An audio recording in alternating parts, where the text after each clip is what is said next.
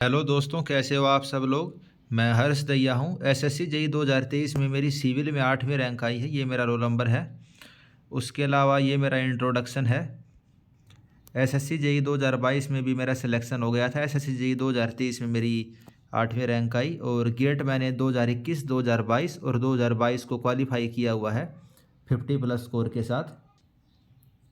और 2021 से 2023 तक जॉब की और उसके बाद अगस्त 2023 से नवंबर 2023 तक मैंने एसएससी जेई 2023 के लिए केवल इसी एग्ज़ाम पर फोकस होकर पढ़ा।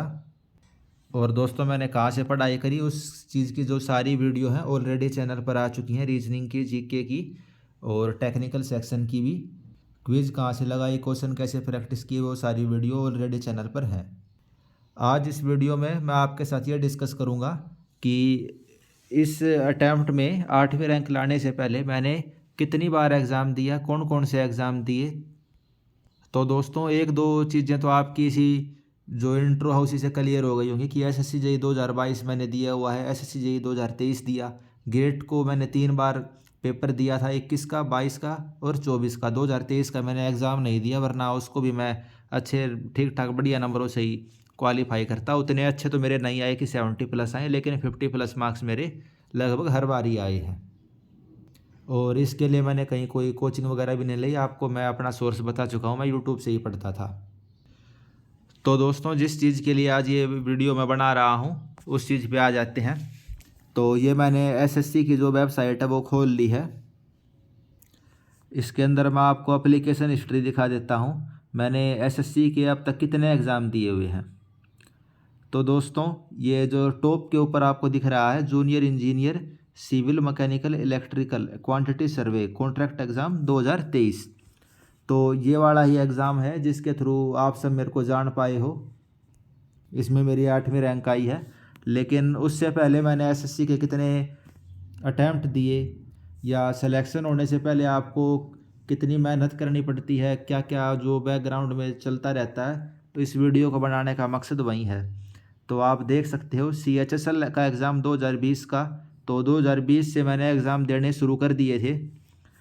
CHSL, CGL 2020, MTS जो सेंट्रल गवर्नमेंट में ग्रुप सी का एग्ज़ाम होता है और जैसे ग्रुप डी के इक्विवेलेंट होता है, तो MTS का एग्ज़ाम होता है, वो मैंने 2020 का भी दिया।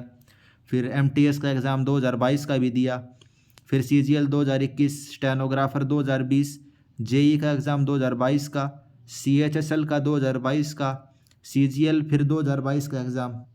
तो दोस्तों, जब तक कि कोई एक एग्ज़ाम में सेलेक्ट नहीं हो जाते तब तक लगभग मैं सभी एग्ज़ाम ही देता हुआ चल रहा था। सबसे पहली मेरे को जो सफलता कह लो या थोड़ी सी होप जो होती है, वो जो जेई सिविल का एग्ज़ाम है ये 2022 वाला, इससे मेरे को थोड़ी होप जगी। क्योंकि जब इसका मेरा प्री क्लियर हो गया, प्री में जो रिस्पॉन्स सीट आई थी उसमें मेरे 106 मार्क बन रहे थे, लेकिन जो ऑब्जेक्शन वगैरह लगे तो 113 मार्क तो रो स्कोर था, 120 मार्क नेट स्कोर हो गया। 26 जनवरी 2023 के आसपास इसका रिज़ल्ट आया था। तो और करीब 1 महीने का टाइम बचा हुआ था मेंस के एग्ज़ाम के लिए। तो थोड़ा थोड़ा तो मैं पढ़ता रहता था, लेकिन कोई ऐसी होप नहीं थी कि सिलेक्शन होगा।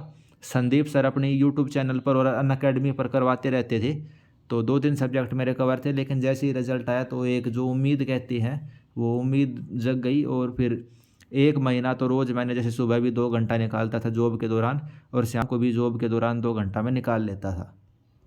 और अनअकैडमी पर सर पढ़ाते थे संदीप सर, जो मेंस के लिए सब्जेक्टिव पेपर होता है कि कैसे पेपर को लिखना होता है, वो सब सर से मैंने करा। और 1 महीने मतलब बहुत ज़्यादा पढ़ने के बाद इस एग्ज़ाम ये मेरे पास क्लियर हो गया। अगर 1 नंबर और ज़्यादा होता तो मैं ये 2023 वाला एग्ज़ाम नहीं देता। 2022 में ही मेरे को मिलिट्री इंजीनियरिंग सर्विस मिल जाती और मैं उससे सेटिस्फाई हो जाता। लेकिन फिर मैं आप सब लोगों से शायद नहीं मिल पाता, तो मेरे को ये 2023 का एग्ज़ाम देना शायद जो किस्मत होती है उसके अंदर लिखा हुआ था। तो ये वाला एग्ज़ाम मैंने दिया और इसके अंदर ठीक था, मतलब बढ़िया रैंक आई और जो डिपार्टमेंट मन चाहा था और लोकेशन है वो मिल गई। लेकिन जितने भी ये मैंने एग्ज़ाम दिए हैं इन सब का इस एग्ज़ाम में बढ़िया रैंक लाने में काफ़ी हेल्पफुल रोल रहा। क्योंकि मैंने आपको बताया मैथ जो मैंने साहिल सर से पढ़ा, रीजनिंग दीपक सर से पढ़ी, या स्टडी IQ के एजुकेटर हैं, या और चैनल के एजुकेटर थे, महिपाल सर, प्रशांत धवन सर, अंकित अग्रवाल सर, सिद्धांत अग्निहोत्री, गौरव गर्ग। तो इन सब से जो पढ़ा हुआ था उससे जीके जीएस के अंदर और जो मैथ रीजनिंग है उसके अंदर काफ़ी मेरे को हेल्प हुई, और इसी कारण मैं ये सभी एग्ज़ाम क्लियर कर पाया। और दोस्तों इसके अलावा भी और बहुत सारे एग्ज़ाम थे जो मैंने दिए, उनके एडमिट कार्ड वगैरह जैसे मेरे फ़ोन में पड़े हुए हैं वो मैं आपको दिखा देता हूँ। जैसे IBPS कलरक XI एप्लीकेशन हो गई, IBPS PO हो गया, IBPS कलरक 2021-22 हो गया, ये रिक्रूटमेंट CRPD PO 2021-22, ये MTS का एडमिट कार्ड है, ये UPSC प्रीलिम्स का एडमिट कार्ड पड़ा हुआ है, ये CGL जो मैंने 2020-21 में कभी अटैम्प्ट किया था उसके आंसर पड़े हुए हैं, UPAE का एग्ज़ाम है उसका रजिस्ट्रेशन स्लिप पड़ी हुई है, SSC का एप्लीकेशन फॉर्म वगैरह पड़ी हुई है। फिर ये SBI PO का एग्ज़ाम हो गया, फिर IBPS PO के हो गए, CRP PO MTS, फिर स्टेनोग्राफर के एडमिट कार्ड पड़े हुए हैं, फिर ये SBI PO के हो गए, MTS का आंसर शीट अभी भी मेरी पड़ी हुई है, मैंने सेव करके रखी हुई है। IBPS कल रख के एडमिट कार्ड हो गए, फिर ये CRPD PO 2021-22 2018 ये होगा, ये PO इन SBI का एग्ज़ाम हो गया। फिर ये DSSB JEE का एग्ज़ाम हो गया, टाटा स्टील के लिए अप्लाई किया हुआ था, राजस्थान JEE के लिए 2022 के एग्ज़ाम के लिए अप्लाई किया हुआ था।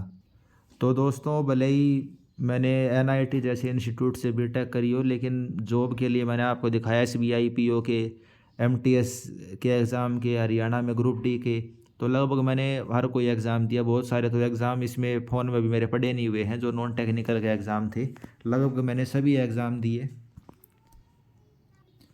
कोई 25 से 30 एग्ज़ाम मैंने दिए होंगे, उसके बाद ही कोई जाके SSC JEE में 2 बार मैं सफल हो पाया। तो अगर किसी एक एग्ज़ाम में आप अभी सफल नहीं हो पा रहे तो आपको उम्मीद बिल्कुल नहीं छोड़नी है, हो सकता है वो एग्ज़ाम आपके लिए नहीं बना हो, भगवान ने आपके लिए कुछ और सोच रखा होगा अच्छा। और इन सभी एग्ज़ाम को देने से मेरी एक चीज़ में और हेल्प हुई, जैसे कि पेपर से पहले चेकिंग होती है या कोई डिक्लेरेशन वगैरह भरवाते हैं, वहाँ पे फ़ोटो वगैरह खिंचती है, अंगूठे की जो फिंगरप्रिंट वगैरह लेते हैं, तो ये जो पूरा प्रोसेस होता है, बहुत सारे बच्चे जो पहली बार एग्ज़ाम हॉल में जाते हैं इन सब चीज़ों को देखकर टेंशन में आ जाते हैं, जैसे जूते निकलवा देते हैं या T-शर्ट पहन के जानी होती है। तो लेकिन इतने एग्ज़ाम देने के बाद अब इन चीज़ों से इतने फेमिलियर हो जाते हैं कि पेपर में हमको टेंशन होती नहीं है, वो घर जैसा ही माहौल लगता है उस चीज़ में भी। तो दोस्तों आप सबको भी मैं यही कहूँगा कि जितने भी अभी रिसेंट में फ़ॉरम वगैरह निकलते हैं, आप सभी फ़ॉरम को भरिए, क्या पता आपका किस में सिलेक्शन हो जाए, और अपना अच्छे से पढ़िए। अगर कोई आपका पढ़ाई से रिलेटेड डाउट आता है तो आप नीचे कमेंट में भी लिख सकते हैं, और टेलीग्राम चैनल के भी लिंक मैंने चैनल के डिस्क्रिप्शन में दिए हुए हैं, आप मुझसे कांटेक्ट कर सकते हैं। और ये वीडियो आप अपने जो कम्पिटिटिव एग्ज़ाम की तैयारी करने वाले फ्रेंड्स के साथ शेयर कर सकते हैं एज ए मोटिवेशन, और आप चैनल को सब्सक्राइब कर लीजिए। थैंक यू फ्रेंड्स, और ऐसी और वीडियो चैनल पर आती रहेंगी।